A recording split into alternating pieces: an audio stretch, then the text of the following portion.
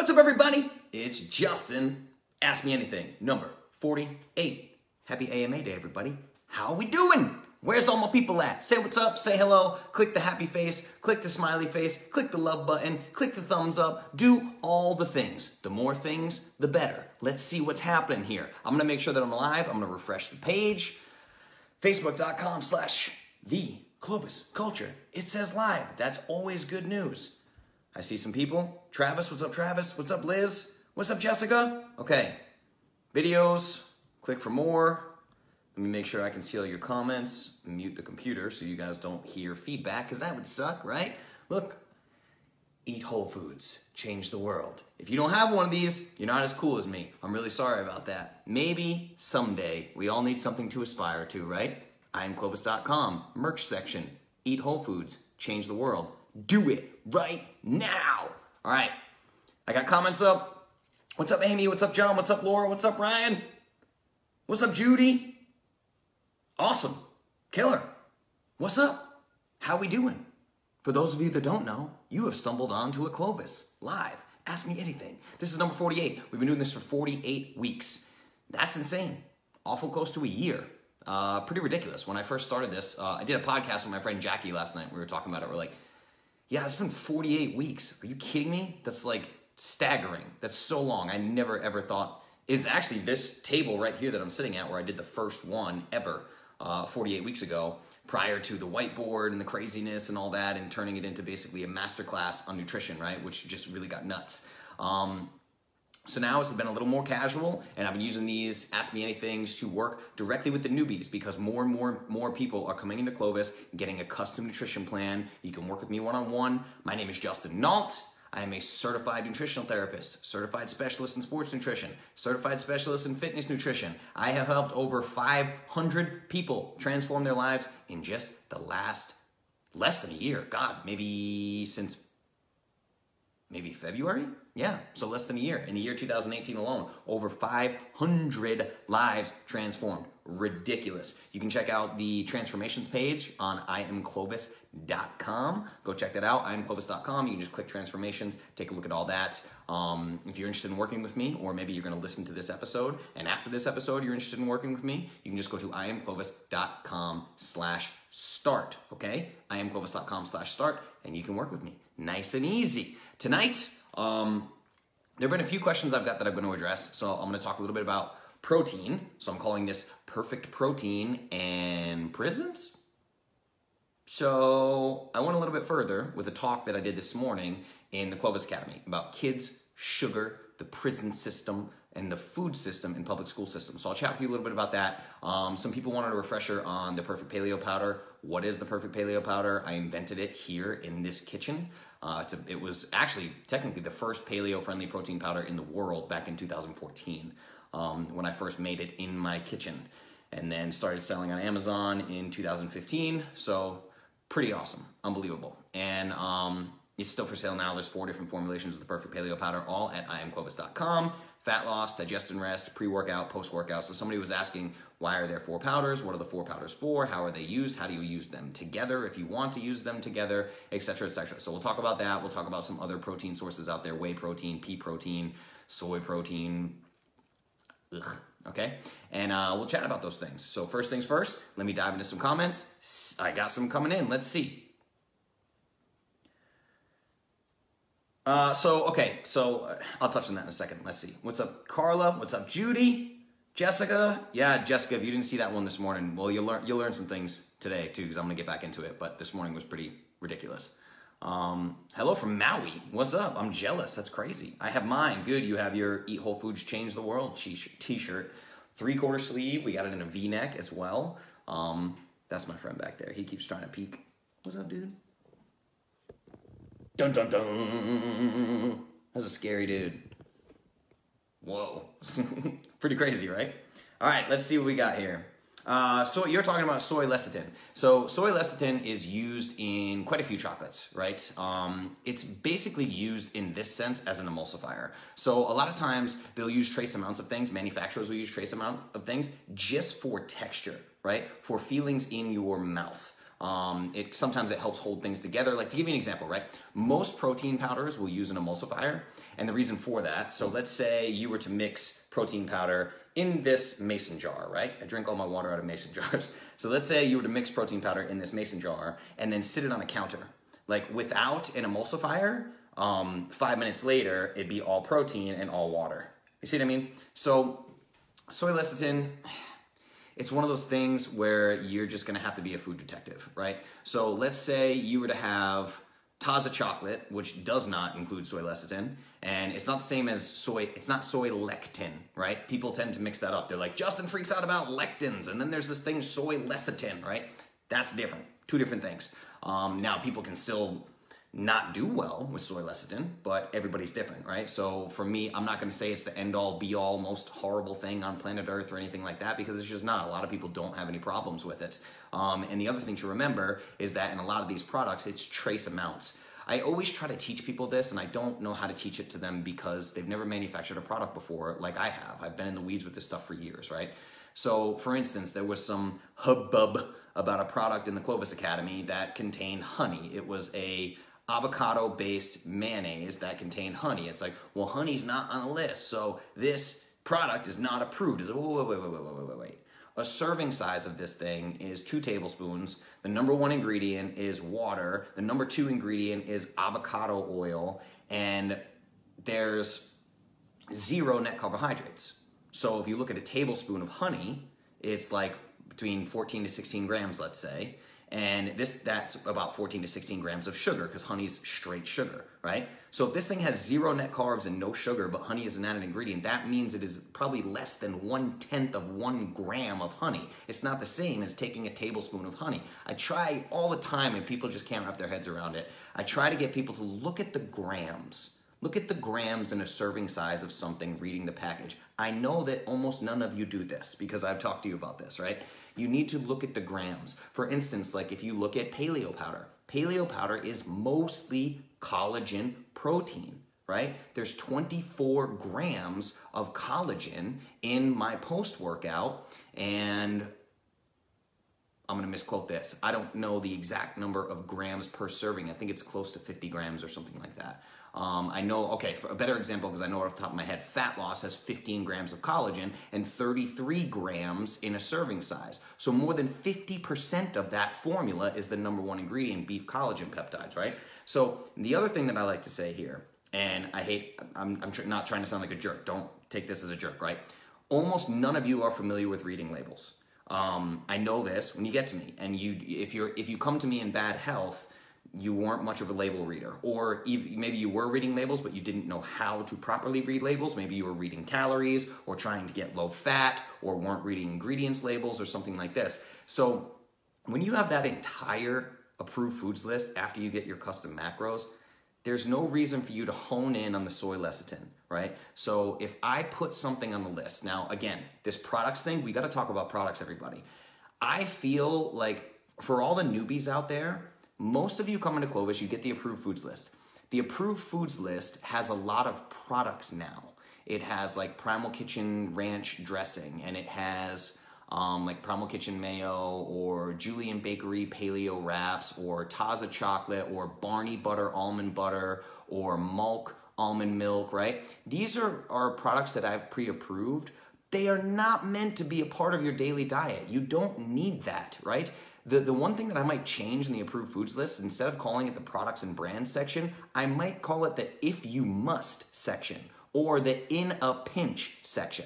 Like, you guys have just decided, some people have just decided that these products must be a staple part of your diet. No, 99.99999999999% of your food intake should be whole foods, single ingredient whole foods, things you can only find in the peripheral edges of the supermarket, not in the aisles, right? It should be meat and vegetables, mostly meat and vegetables. So if you transform your entire diet, I know you're just asking what soy lecithin is, and I hope that this gave you a little bit of insight into it. And it's very, I mean, you can just Google soy lecithin and learn all about it, right? It's generally regarded as safe as an ingredient. The FDA has this title for ingredients called GRAS, G-R-A-S, which is generally regarded as safe. So to give an example, every single ingredient in all of the Perfect Paleo powder formulas are GRAS. They're all generally regarded as safe, right? So that said, if you, what I was saying earlier, I think I got off track, but if you eat Taza chocolate bars and you feel great, and then, you know, a couple days later, you try an endangered species bar and you feel terrible, and you have a stomach ache or something, and the only difference you see in the ingredients is soy lecithin, that's how you become a label detective, and you go, okay, endangered species might not be for me. But again, another reason why I can't get rid of all food sensitivities with the food list, and I talk about it all the time, is because everybody has sensitivities to something. Like, there's some person out there that's sensitive to eggs. Lots of people are sensitive to eggs, but I'm not going to take eggs off the approved foods list.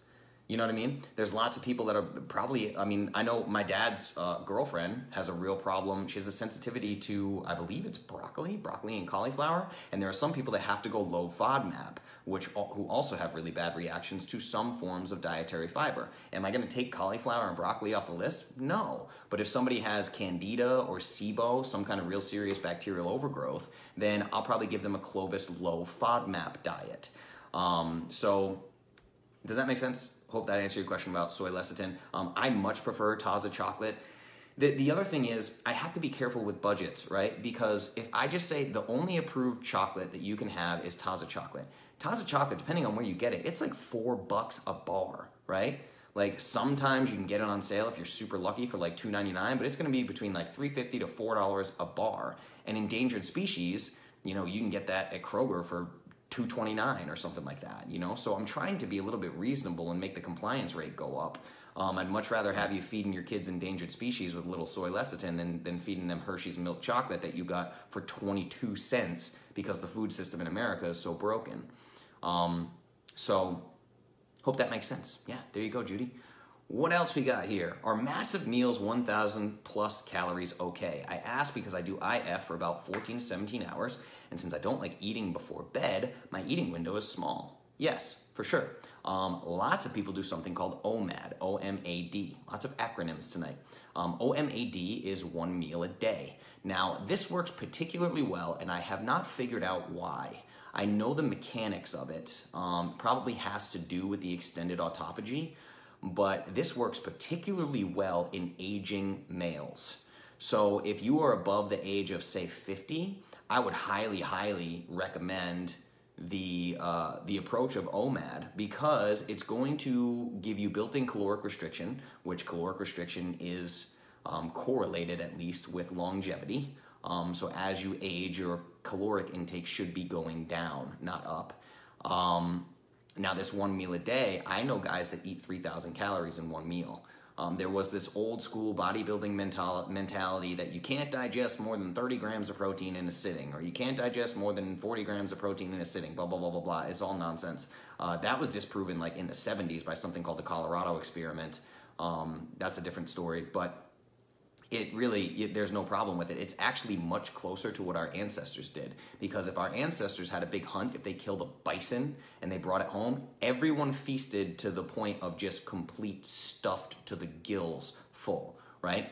And then you have that 14, 16, 17, 24-hour window where you fast. It's totally normal to do that. It's really not a bad thing.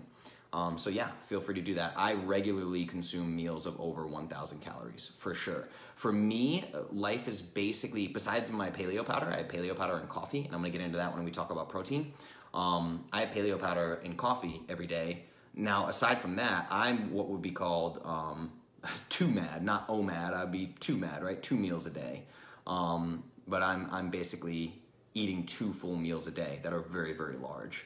I think tonight, the last meal I had was a full bag of broccoli, so like 10 ounces of broccoli and like 11 ounces of grass-fed beef roast. So it was an awful lot of food, right? So you can definitely do that. I dropped $74 on chocolate a couple months ago. I eat it a bite at a time. Yeah, it's insane. There's this place in town here called Urban Market that is phenomenal. It's in Franklin, and every time I go there, it's a $100 trip every single time, guaranteed. It's just like artisanal. extra virgin olive oil and Taza chocolate bars and coconut aminos and locally made sauerkraut, and I'm like, oh my God, it just kills me. It's insane, right?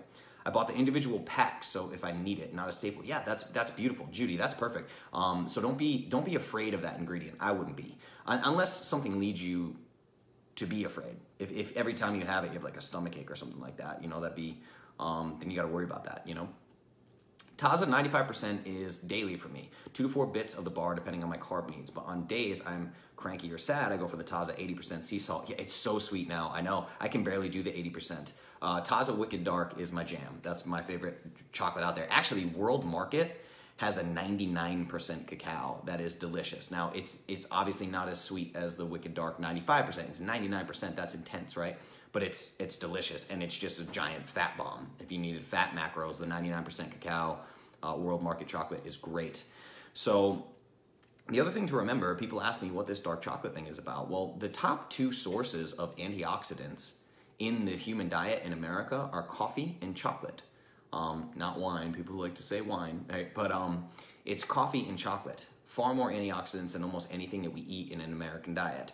So that's why I say things like coffee and chocolate are both superfoods. They're both superfoods. If you get like organic or not organic, I mean organic can be better, but if it was roasted outside of America, the organic label doesn't mean all that much. But if you can get single origin, fresh roasted coffee beans, massive antioxidant bombs. They're fantastic for you. The same thing with really good cacao. So these cocoa flavanols, I think they're called, cocoa flavanols or cocoa flavones, I can't remember. I think it's cocoa flavanols, are these massive antioxidant compounds, these polyphenols that are found in cacao. Not the chocolate itself, cacao, right? So cacao mixed with sugar is chocolate, right?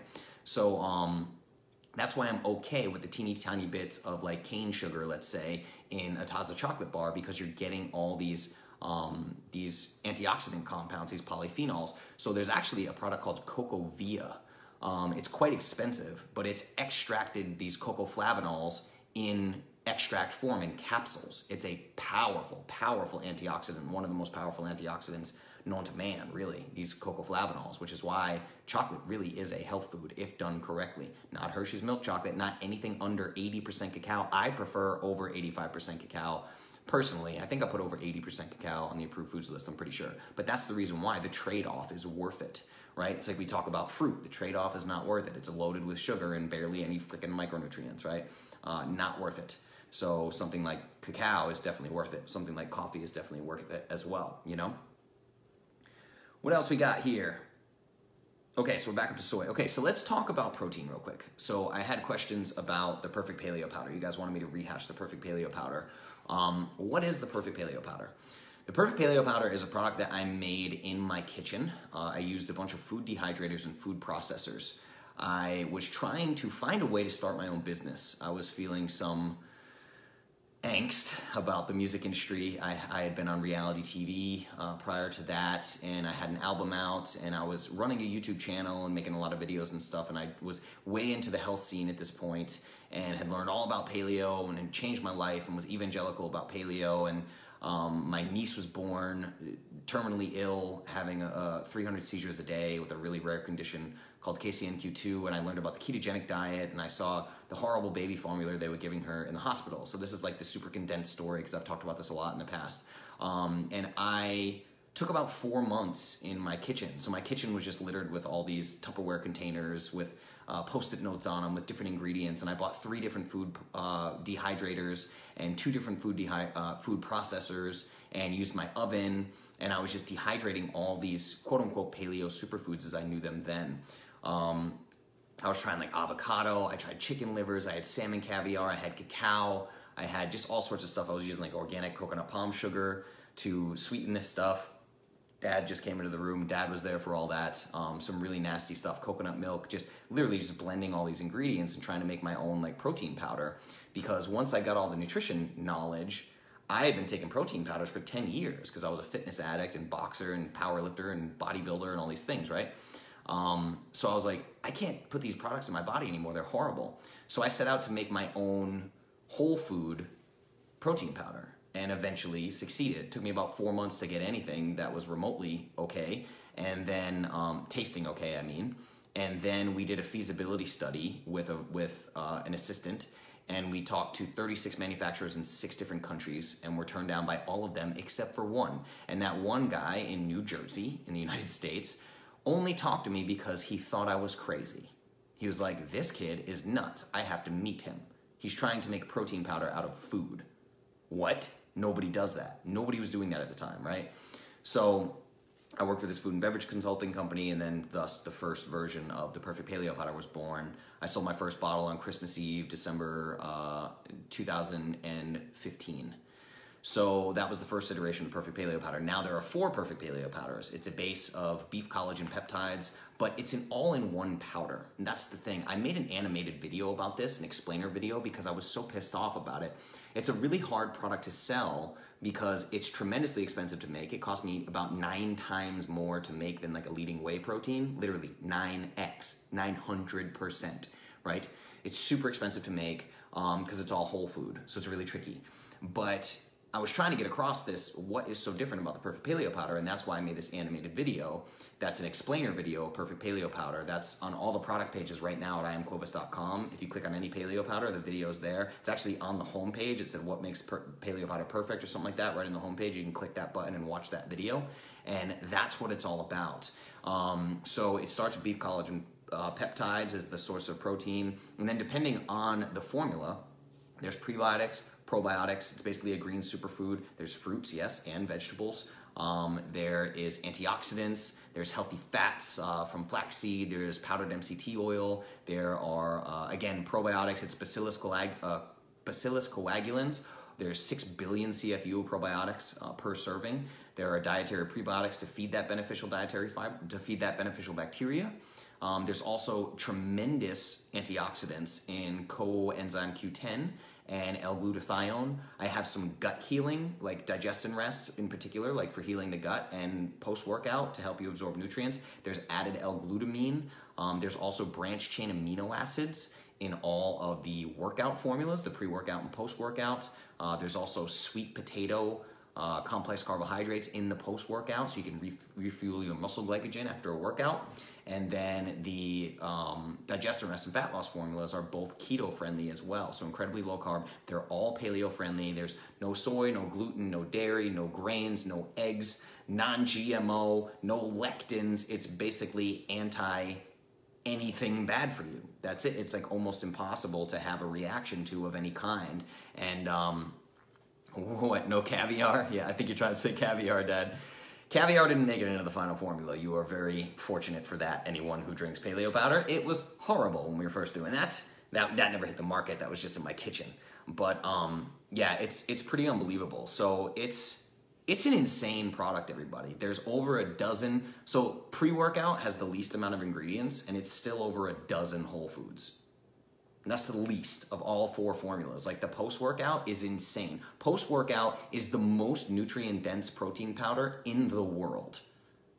Literally, that's it. It blows my mind that it's not more popular. The issue that I come up against is that the average American right now, this literally is a statistic from marketing websites and Facebook and everything. The average American attention span right now on the internet is 7 seconds. So that's the real big issue, is me trying to explain to people what the Perfect Paleo Powder is. So let's say they get on Amazon and they search for a post-workout. They're going to see the Perfect Paleo Powder and it's $69.99. Then they're going to see another powder right under that that says post-workout and it's $39.99. Now, what they don't know is that post-workout might be 2 ingredients. Like it might be whey protein or collagen peptides and stevia, and that's it. Or maybe 3 ingredients, like a collagen, protein, maybe some chocolate, like a natural flavor, or so like maybe collagen, natural flavors, and stevia, right? And that's it. And they'll say like, we're a paleo post-workout product. It's bullshit. It's complete bullshit, right? They can't touch post-workout. They really can't. It's insane. It's a staggering difference, but I can't get people to understand it. So I don't know what the future holds for the line of the Perfect Paleo Powder. I really don't. You know, it's really, really hard to get people to understand this. They're getting ripped off by like every single protein company out there, because the other thing about the Perfect Paleo powder is it was designed to work like a meal. There's almost no other protein that works this way except for these plant-based proteins, and we'll talk about why they're so terrible. They're basically meal replacement shakes is what they are, because there is healthy fats, there's complex carbohydrates, and there is a boatload of protein. So it works like a plate, like the way you would look at a plate. Like if you have, you know, vegetables and you have beef, let's say, and you drizzle some olive oil, right? Now you got healthy fats, you got fat from the meat, you got protein, you got complex carbohydrates. It's a full-blown paleo meal. That's what all these powders are, and that's what makes them so incredible. They're just unbelievable. I mean, I made them, so sure, you can call me biased or whatever, but they're the best protein powders on planet Earth, hands down. They simply are. And the other thing is, so when you compare different kinds of proteins, you get into some tricky spaces. So if you listen to the interview with Steph Gaudreau, she actually talks about how she doesn't like beef collagen protein for post-workout. And she explains, I don't like beef collagen for post-workout because it doesn't have a complete amino acid profile. It's not a complete protein. Now, to be clear, she didn't know about my formulas. She didn't know what was in them or anything, so she wasn't attacking me. She's correct. So beef collagen peptides, the only amino acids they don't have is valine, which is a branched chain amino acid, and tryptophan. So it's really missing 2 of what are considered essential amino acids, meaning you need them from the diet. Your body can't make them themselves. So it's missing 2 essential amino acids, really. I think that's it, just valine and tryptophan. So she has every right to say, I don't like it for a post-workout because you're missing that key branched chain amino acid, right? Which is why this happens with the food list all the time. People are like, hey, Justin, you missed this food. It's not there. And I'm like, no, I didn't miss it. It's not there for a reason. I thought about that. Trust me. The same thing with my formulas for athletes, for people who train heavy like myself. My pre-workout and post-workout. Pre-workout has 6 grams of branched chain amino acids. That's insane. Like Extend, their raw branched chain amino acids, they have 7 grams per serving. It's $49.99 for the bottle. It's nothing but branched chain amino acids. It's crazy, you guys. It's staggering, right? That's in my post-workout. I mean, my pre-workout has 6 grams of branched chain amino acids. The post-workout has 4 grams of branched chain amino acids, right? So the only thing you're actually missing is tryptophan in terms of the amino acids list, and if you're eating meat in the diet, that doesn't matter. You're going to get plenty of tryptophan. Now, the other thing is beef collagen includes glycine. I did a whole video about this in the Clovis is Not Keto episode. I was talking about the importance of glycine because people say red meat causes cancer. What they're really talking about is one amino acid called methionine, and methionine raises IGF-1. Well, guess what completely diminishes the impact of methionine raising IGF-1? Glycine, which is found in beef collagen peptides. The other thing is glucosamine is in beef collagen peptides. People buy glucosamine as a standalone product to help with joint pain. That's why I chose beef collagen. Not to mention, beef collagen also includes L-glutamine. It's very safe and healthy for your gut. You won't get digestive issues. L-glutamine improves digestion and literally repairs the lining of your gut if you have leaky gut. So on top of the beef collagen protein, I even added extra L-glutamine to some of these formulas. I believe it's in post-workout, it's in fat loss, and it's in digest and rest. So I even added additional L-glutamine, right? It's insane, you guys. And beef collagen also includes a bunch of vitamins and minerals as well. Like it has selenium, it has calcium, it has magnesium that all these other proteins don't have. So people talk about like, you know, whey protein or pea protein or whatever, and it's just, I don't know why. I don't know why people want to buy the cheapest, lowest quality proteins. I simply don't get it. And the other thing is everybody talks about whey protein isolate. Whey protein isolate is cooked at such a high temperature that it's considered a denatured protein, and it destroys the nutrient density. It literally kills nutrients in this product that you're buying. What are you doing, right? So even if you were going to get whey protein, you'd want to get the undenatured protein. You don't want denatured protein, right? That's stupid. But that's what everyone does, right? How many of you have bought a whey protein? I bet you got whey protein isolate because some bodybuilding magazine or some person gave you the idea that you needed to have whey protein isolate, you know? It's simply ridiculous. It doesn't make any sense. Now, not to mention, if anyone's been in the bodybuilding or CrossFit world for any period of time, you are familiar with protein farts, right? Protein farts are a very real thing, and bodybuilders laugh about it and they blame it on the protein. It's not the protein, dummy, it's the dairy. It's a dairy product. It's whey. Whey is the byproduct of dairy, right? And a lot of people can't digest dairy well. So that's where this gassy feeling is coming from. Why are you blaming it on the protein? When was the last time you ate a few bites of a ribeye steak and all of a sudden were farting your brain, like farting like crazy, right? That means you have an issue with digestion, dummy. There's something wrong with your stomach, and that shouldn't be happening. Meat shouldn't be fermenting in your gut, right?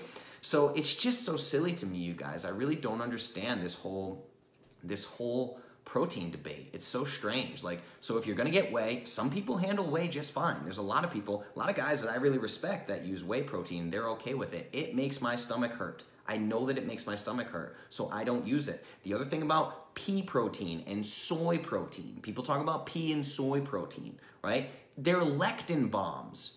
Like peas and soy are not on the approved foods list for Clovis because they're loaded with lectins. Why would you take a concentrated lectin bomb to try to get protein, particularly proteins that don't have a full amino acid profile, so they're not even complete proteins, and they also have anti-nutrients. They block the absorption of other nutrients, and they contain lectins that actively attack your body. They cause inflammation and autoimmune issues. Why would you do this to yourself? It doesn't make any sense. I can't wrap my head around 99% of the fitness world. I just can't. Like, I literally start questioning people's intelligence as human beings because I can't understand this. Like, look at my face. Like, I genuinely am confused by the confusion in the space. I just don't get it. Why would you want to put these things in your body? Not to mention that soy is loaded with phytoestrogens, right? Soy is an estrogen mimicking compound. It's an estrogenic. It's like me when I joke about people who drink soy every day, and I'm like, have fun with your bitch tits, to men, right? It's an estrogen mimicking compound. You don't want that, right? These isoflavones, they're phytoestrogens. You don't want them in your system. So the debate is just ludicrous to me. Now, the only thing I wish I could get across is how different the Perfect Paleo powder is, because people can't seem to wrap their brains around that. It's really strange. It's because I don't have the time to teach them, because there's a 7-second, if your website in 2018 doesn't load in 3 seconds, the user will leave. That's real data. I'm just sharing marketing strategy with you guys right now because I've talked to some of the best marketers in the world at this point, right? And literally, if your page takes more than 3 seconds to load, you'll get almost no page hits because everyone will close the tab before it loads. It's insane. Like, that's what we're dealing with, and a 7-second attention span on the internet. So what are we supposed to do? You know what I'm saying? What am I supposed to do there? But anyway, I hope that helps a little bit. We'll get into how to use them in a second. I'm going to take a look and make sure I'm not missing anything. Loved Arbonne's protein powder. No, you didn't. I just nixed your comment from the record. Don't do that to yourself. Just don't. Don't do that to yourself. See you, John. Later, buddy. What else we got? My doctor said no way for years. That's great. Coffee, water, yeah. What are you all mixing it with? Okay, I always tell people when you first get the paleo powder, mix it with water. Can't wrap my brain around this either, but I can wrap my brain around it because everybody who's ever tried protein powder knows it's usually gross. You can't just mix it with water because all protein powders taste gross. It's another reason why my powders are over a dozen whole food ingredients, right? Because they're delicious with 6 ounces of water like the instructions say. So when you get them, mix it with 6 ounces of water and see what it actually tastes like. I cannot believe how many people open the package and they go reaching for almond milk and coconut milk and whatever and fruit and whatever else they're gonna throw. Stop ruining my paleo powder with your nonsense. Don't do that, right? Try it with water, see what it tastes like, and go from there. You need to know what the product actually tastes like. You just assume that it sucks because all protein powders suck. That's why I made this one. So I've been drinking protein powder for 15 years. And the first 10 years sucked until I had paleo powder, right? So good in my coffee. I love it in coffee. It's fantastic. What else we got here? Yeah, I think PPP is the most delicious protein powder on planet Earth. If you have tried any other whey protein or other bullshit protein powders, you will be stunned at how good this tastes. I promise you. Like, you will literally be stunned at how good this tastes. It's unbelievable. All right, what else we got? So the other thing I wanted to talk about is this idea. So somebody asked me, I was just joking around. I was talking to somebody in the Clovis Academy, and I said that I sometimes take a full serving of post-workout cacao, and I take a full serving of fat loss cacao, and I mix it in like a 16-ounce coffee. Now, I will only do this after like plus 300-pound deadlifts and a bunch of squats. Like, it's got to be a hugely heavy day for me that I'm lifting, right? So, got to be a really intense workout day for me to do that, and I don't recommend that everybody do that, right? I'm not trying to lose body fat or anything like that. A lot of people try to mimic what I do, and that's where a lot of people have gotten in trouble in the past. Don't go on Instagram and try to mimic The Rock. Don't go on Instagram and try to mimic your favorite CrossFit athlete. You are not them. If you are a 35-year-old man with a beer belly, you're going to try to go work out like Rich Froning. Congratulations. That's what we call natural selection. You're about to get real hurt, okay? Don't do that, dummy. Just teasing everybody. But so don't do exactly what I do. Every now and then I'll do something like that, like I'll mix up a post-workout and a fat loss. But the different powders are for different goals, right? So if your goal is fat loss, I highly recommend the fat loss formula. And when you get custom macros from me, I tell you which powder I recommend.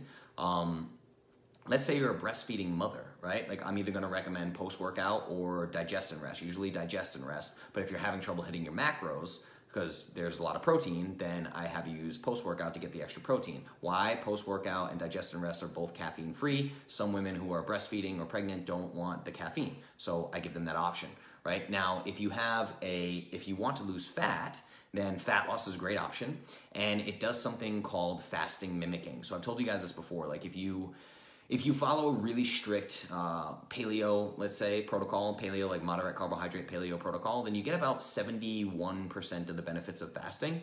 Now, I am not claiming, because other fasting experts would flip out if they saw this video, I am not claiming that you're still fasted with paleo powder. No, no, no, no, no. People get confused. They say that to me all the time. They're like, well, you said paleo powder doesn't break a fast. I have never said that. I have never spoken the words that paleo powder doesn't break your fast. Protein breaks your fast, okay? Fat breaks your fast. Carbohydrate breaks your fat. Yes, there's something called a fat fast. Yes, there's a protein fast with bone broth, right? There's a lot of different things here. It breaks your fast, period. But you can still get some of the benefits because you're not spiking the crap out of your insulin and you're not spiking the crap out of your blood glucose, okay? And women in particular for weight loss, getting protein in the morning is a very good idea. So, if your goal is fat loss, then wake up, have fat loss in your coffee, and then a couple hours later, eat your first meal of the day. You can still stay in a semi-fasted state. Yes, your fast is broken, but your insulin and blood glucose aren't going crazy, and you can burn a little bit of extra fat that day by doing that, right? So that's what fat loss is for. Pre-workout is self-explanatory. It gives you energy going into a workout. Post-workout is self-explanatory. It's designed to replenish your muscle glycogen after a workout, okay? Very, very important. Branched-chain amino acids, 24 grams of beef collagen protein, complex carbohydrates, help you refuel all that glycogen, L-glutamine to help you absorb more nutrients, and the antioxidants to help with cellular repair because you just tore your muscle tissues up, right? It's very, very important, you guys. Digest and rest, I give to anybody who has any kind of gut bacteria issue or leaky gut or anything like that. It's very similar to the fat loss formula with a few tweaks and does not have caffeine. So all these different things. It just depends on your health goal. Now, if you come and work with me one-on-one and you get a custom nutrition plan, I'm going to tell you exactly which protein powder you need, and that's super important, right? So that's basically the rundown on the Perfect Paleo Powder. So I hope you guys learned a whole bunch about the Perfect Paleo Powder. I need to turn this into its own video. Still on the fence about black coffee. Break the fast? No, black coffee does not break your fast. It's a 0-calorie liquid, right? So doesn't break your fast, doesn't spike insulin in a significant enough way to break your fast. If you have any questions about fasting, go to iamclovis.com and go to the ebook section and get the Perfect Fasting Protocol. I cover everything in that book. It's the best, PDF guide to fasting I've ever seen. And I've been in this game a long time. I've done a lot of nutrition research. And I know that I wrote it and I'm biased, whatever. It's hands down the best fasting guide I've ever seen outside of reading a full-blown book, right? What else we got here?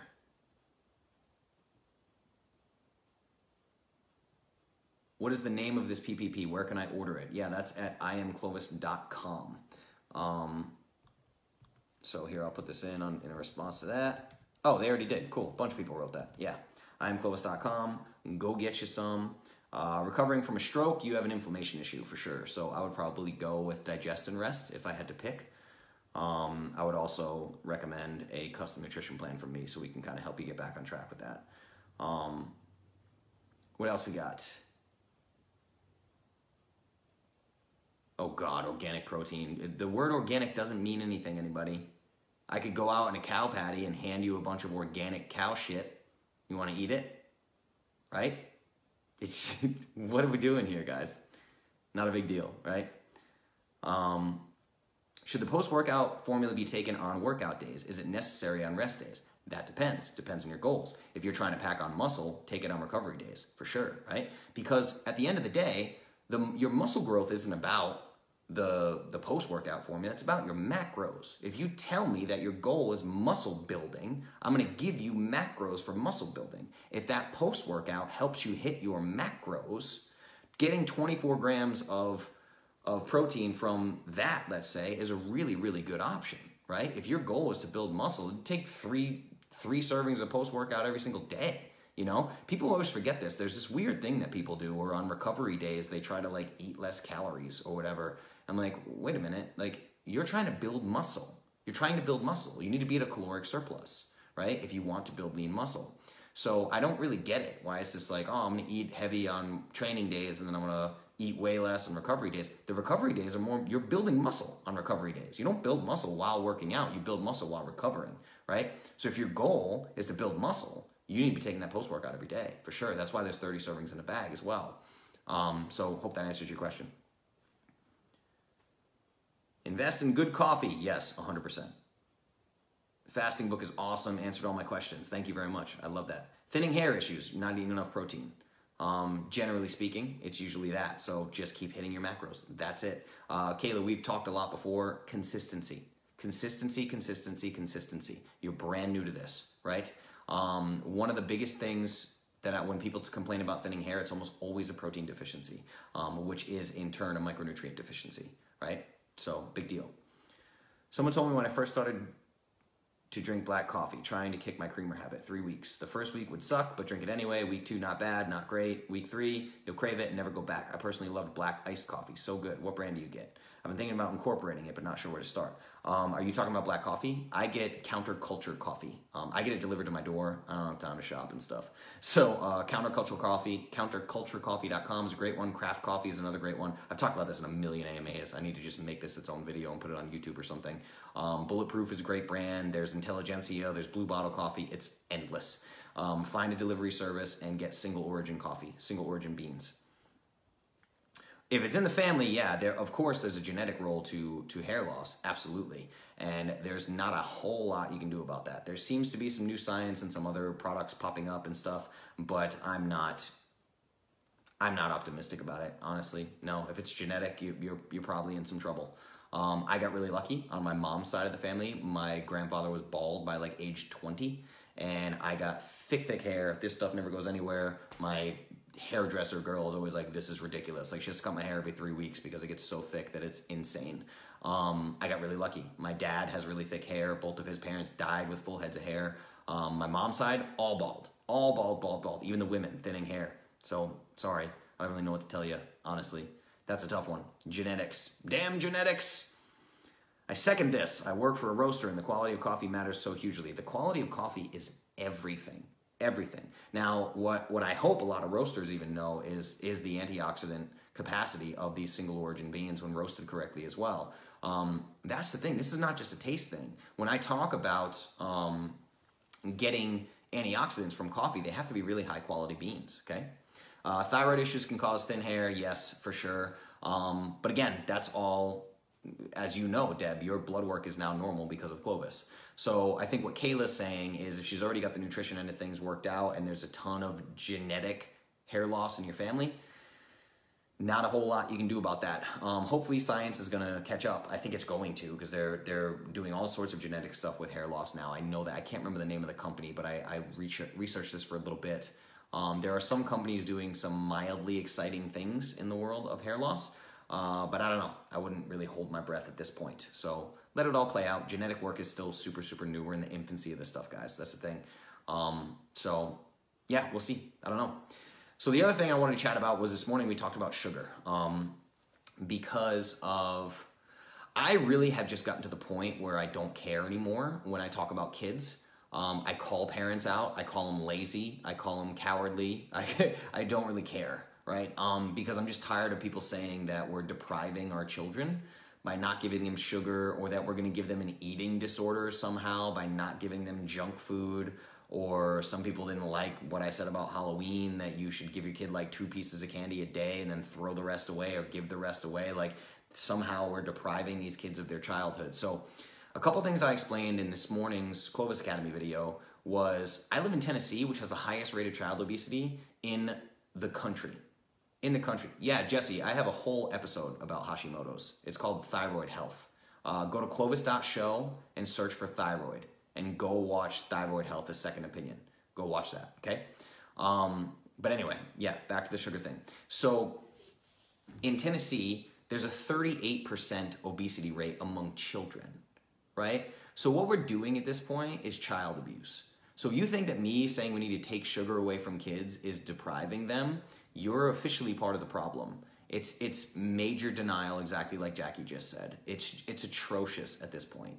It's just plain horrible, right? So what I tried to teach people is they've done some studies with lab mice, lab rats, and they've shown that they can hook them on cocaine and heroin, cocaine and or heroin. They can get them completely addicted. They're junkie addicts, and then they can introduce sugar water. They give them a choice between sugar water and their drug of choice, cocaine or heroin, and within 2 days, they are off the drug and hooked on sugar water. They will choose sugar water because it activates the same reward center, activates dopamine, it's the reward center in the brain, and they get hooked on it, right? So the only reason people say there's no proof that sugar's addictive, no proof that we can't run human studies on it because it's ethically wrong. It's immoral, right? We can't get children hooked on cocaine and heroin and then give them sugar water and see if we can get them off the cocaine and heroin.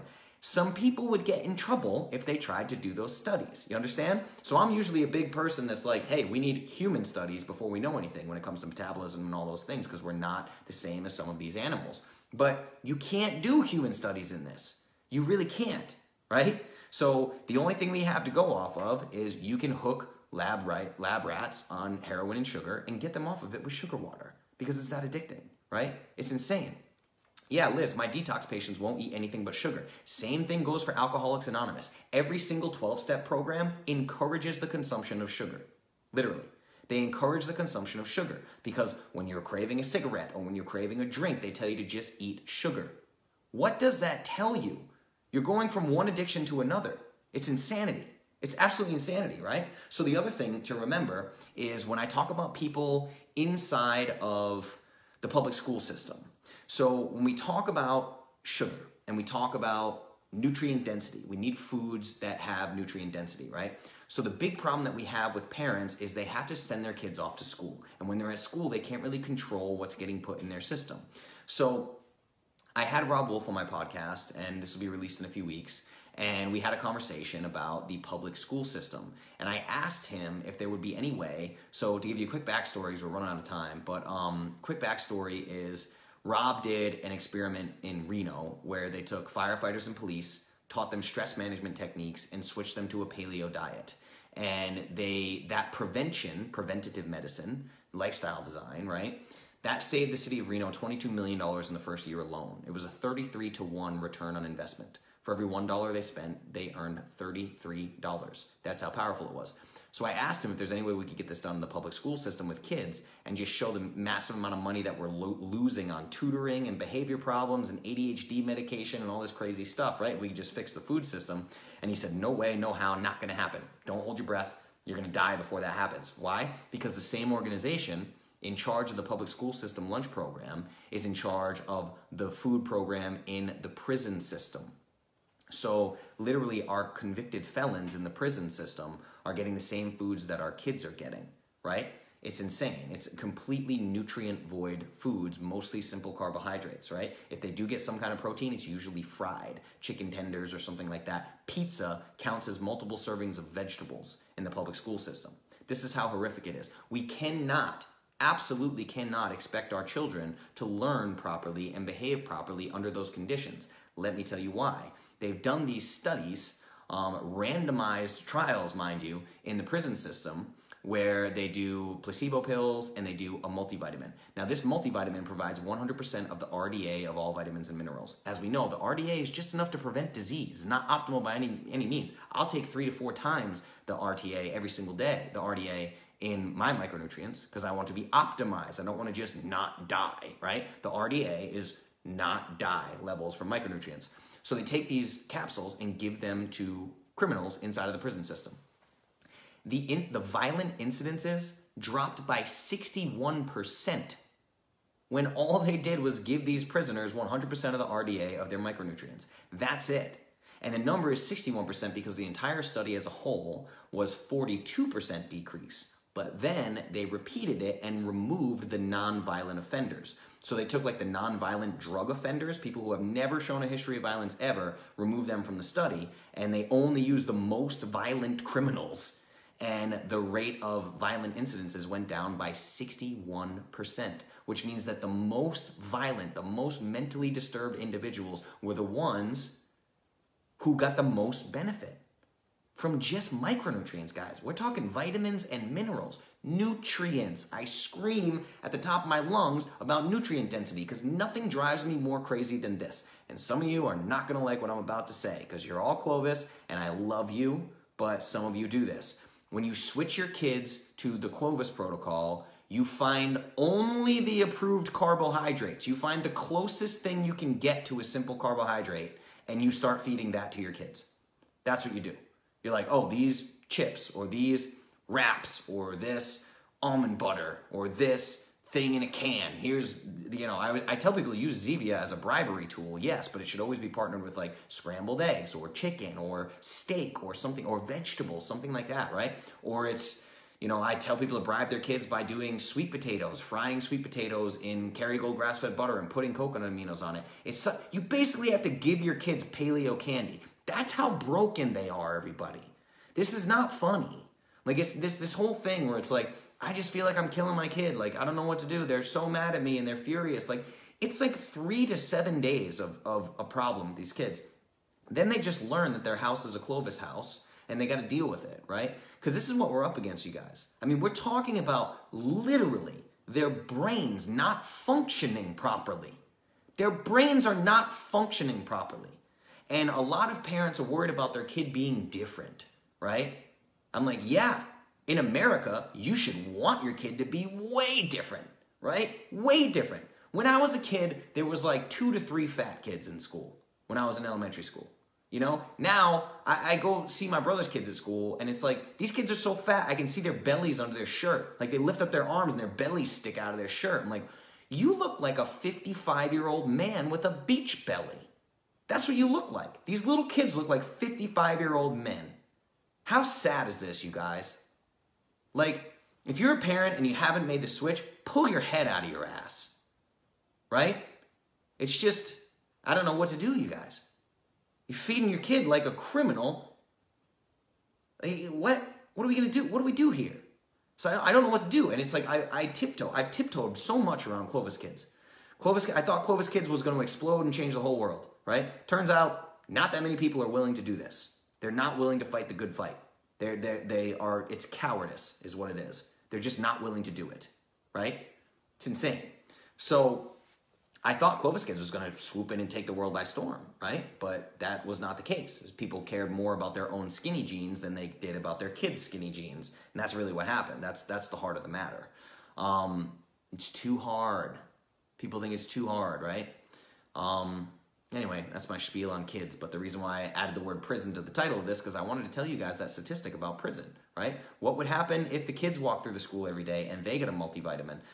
Stephanie, when you're asking about multivitamins, it's the same thing, right?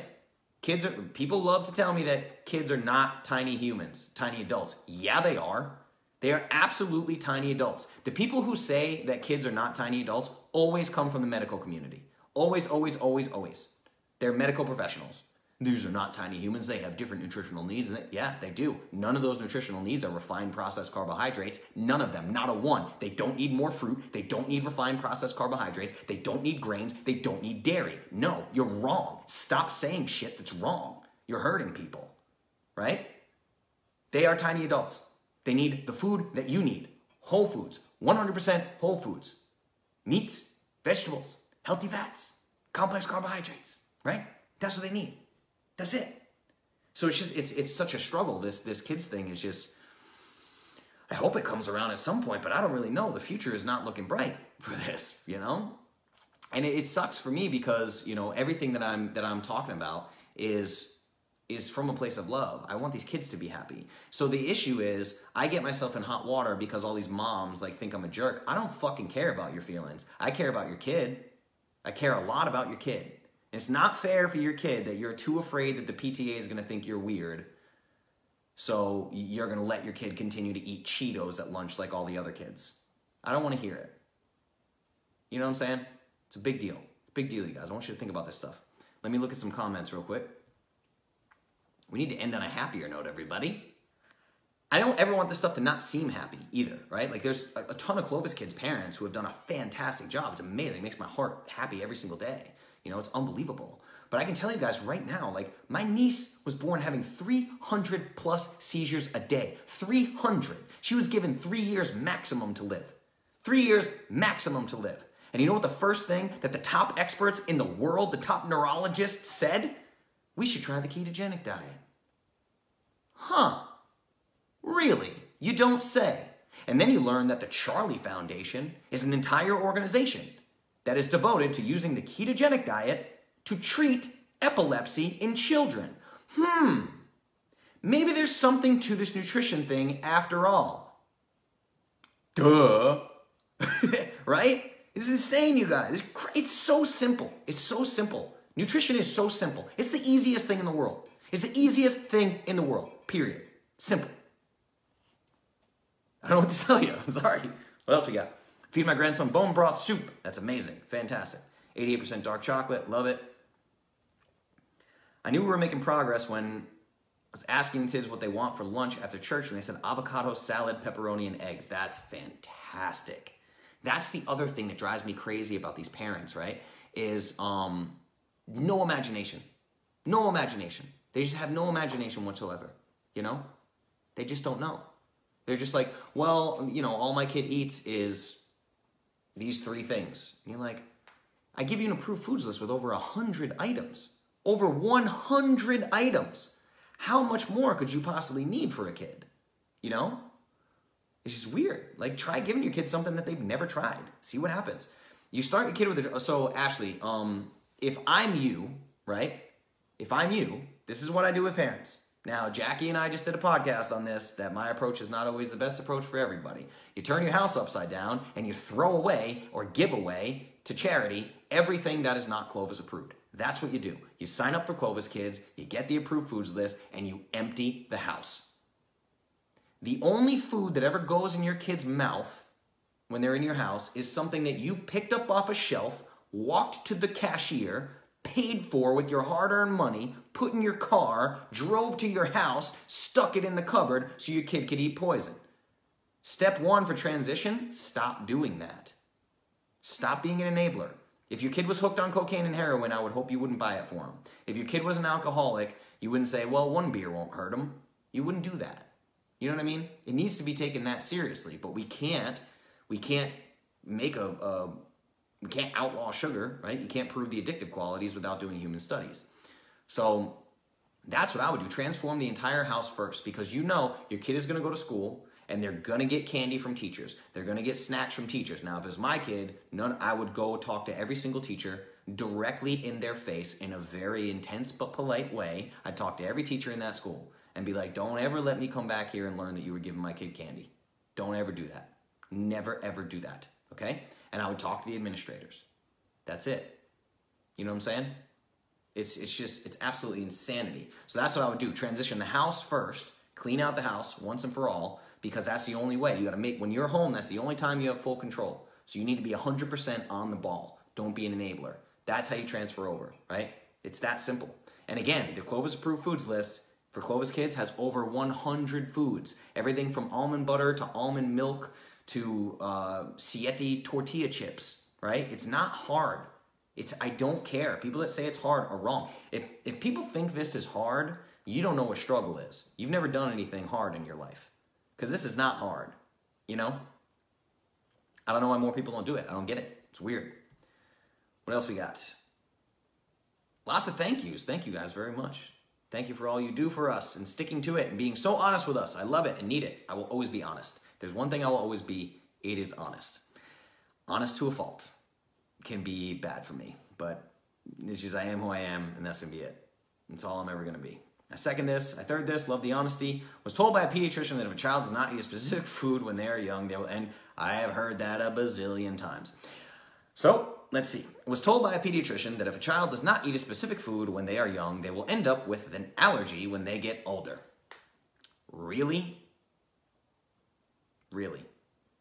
I want you to challenge them on the biochemistry of that and ask them exactly how that happens.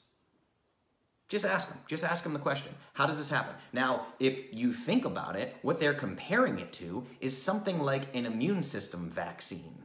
So you give somebody a flu shot and it teaches the body to fight off the flu, and that's a good thing. Okay, the flu is always a bad thing. So what your doctor's talking about, and he doesn't know that he's talking about, is the most problematic foods in the American diet.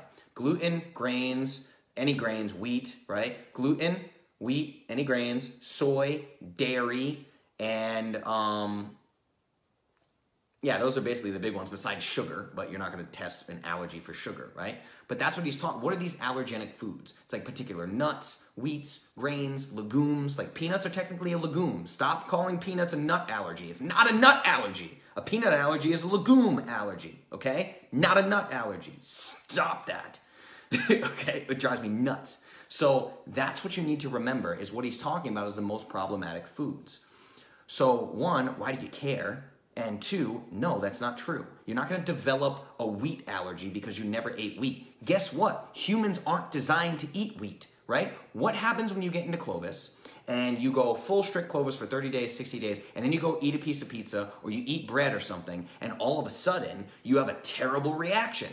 Why is that? Because we're not designed to eat this stuff, guys. The foods that your doctor's talking about are non-human foods. Humans have not evolved to eat these foods, right?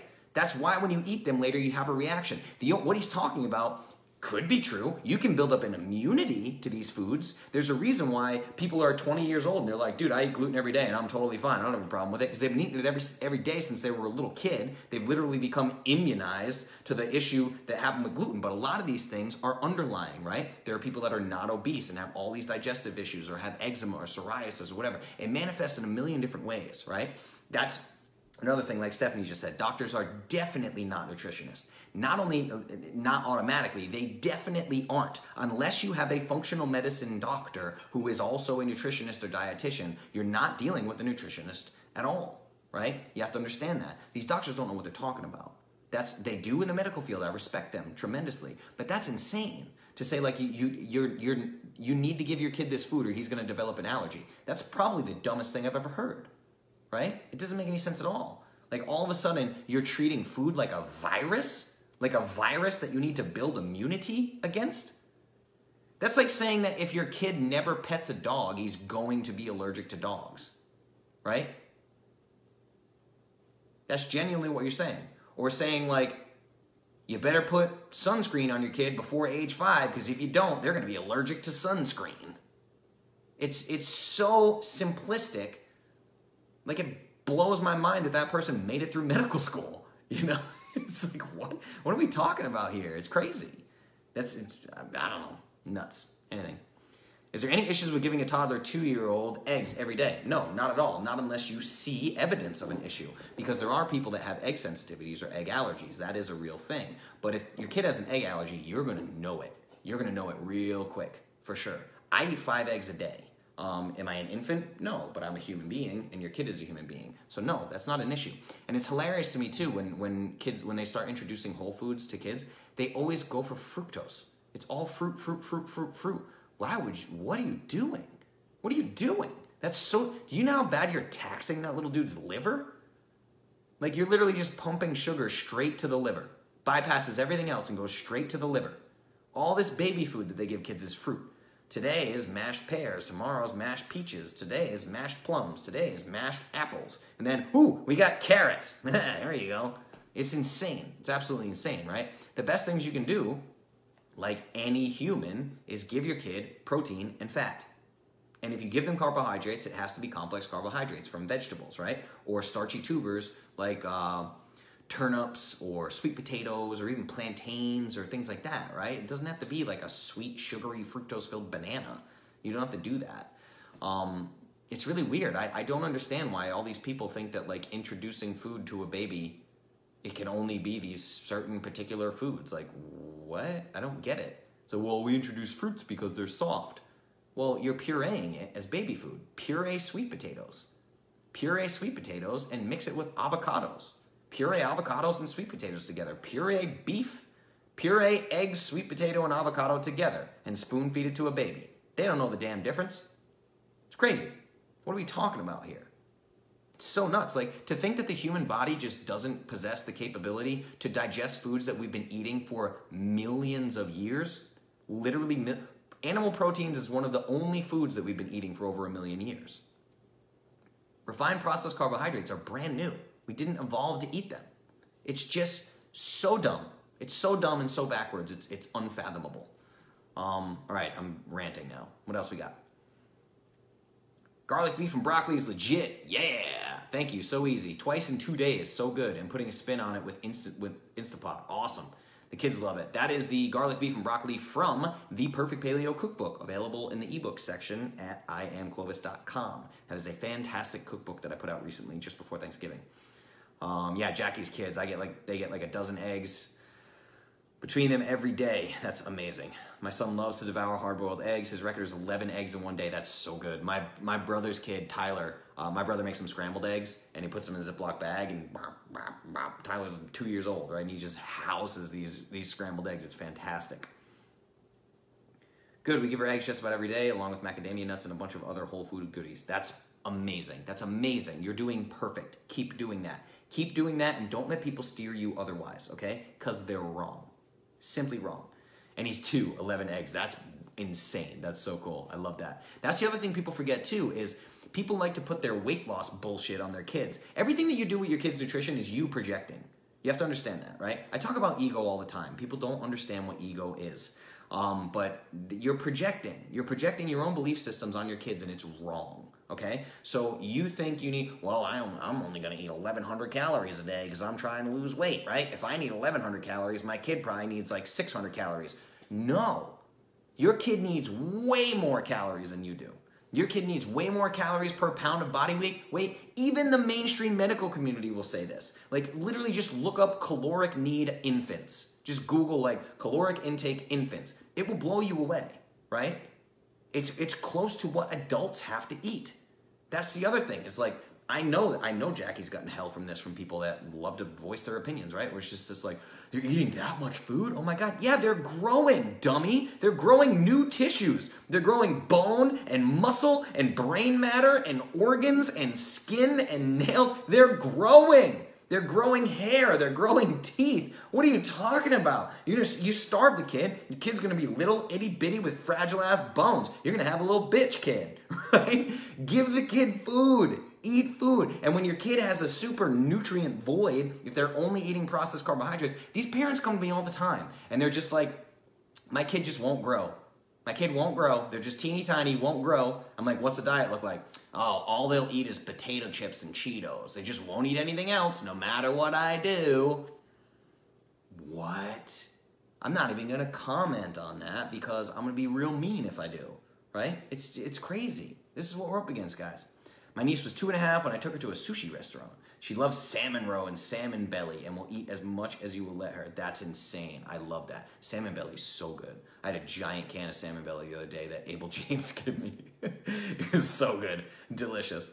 All right. Anyway, so guys, it's now 9:15. I'm telling you, these like unplanned AMAs, these casual ones, they end up going way longer because like if I want to touch on anything, I'm glad we got to talk about Perfect Paleo Powder. If you guys have any questions about Perfect Paleo Powder, you can always email me, justin@iamclovis.com. iamclovis.com is a website for paleo powder. Obviously, there's only so much we can fit on a product page. Watch the Perfect Paleo Powder explainer video. You know what? I'm going to share the Paleo Powder explainer video right now so you guys can see it because I'm really proud of it. I did the voiceover on it. It was exciting, lots of fun.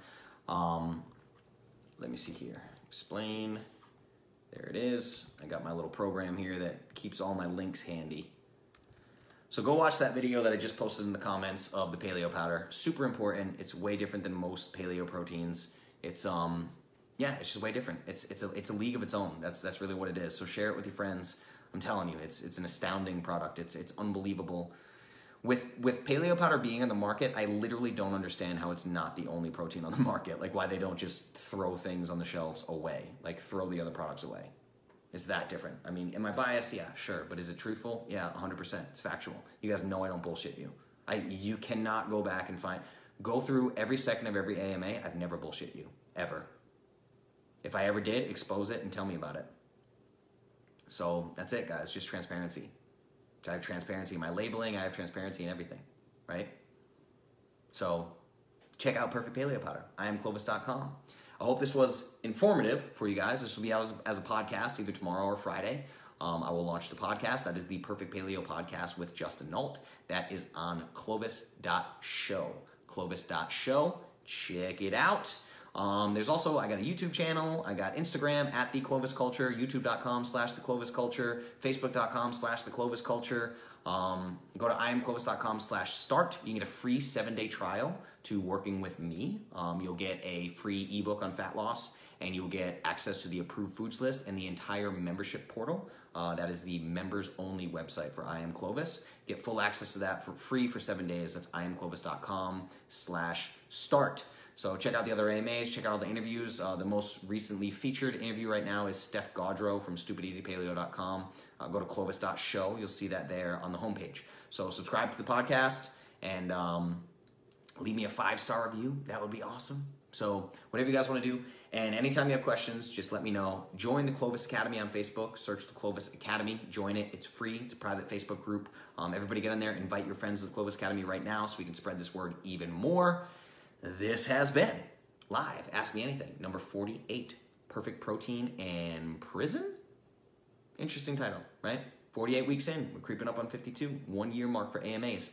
My name is Justin Nault. I'm the founder and CEO of Clovis. I hope you have enjoyed this chat. Share it with your friends. You can click the share button right now. Literally, click share. This will share directly to your timeline so your friends can see this. You can talk about protein powder and prison and sugar and kids and say, here's this guy that I've been following who's really mean to parents. Anyway, raise your kids right and give them what they need. Their bodies need nutrients, okay? Please do your part. Clean up your kids' diet. Super important. All right, guys, I just felt like Bob Barker. Have your pets spayed or neutered. Have your children eat real nutrient-dense foods instead of the bullshit you've been serving them for the last 2 years. Do the world a favor. Do your part. All right, everybody. Thank you so much. Any special deals for the 1-year anniversary? No. I told you, Kayla, deals are insanely rare. Like, you got lucky on Black Friday. Nope. I just told you, my powders cost 9 times more than leading protein powders to manufacture. So if you want them, go get them. Okay? I'll see you guys in the private groups tomorrow in the Clovis Academy. I love you. Thank you for being here. I love doing this work. Every day is exciting. Love working with clients. It's beautiful. Anytime you need me, justin@iamclovis.com. Okay? Live, Ask Me Anything, number 48. Perfect Protein and Prison. Thanks for being here. Until next time, have a beautiful night.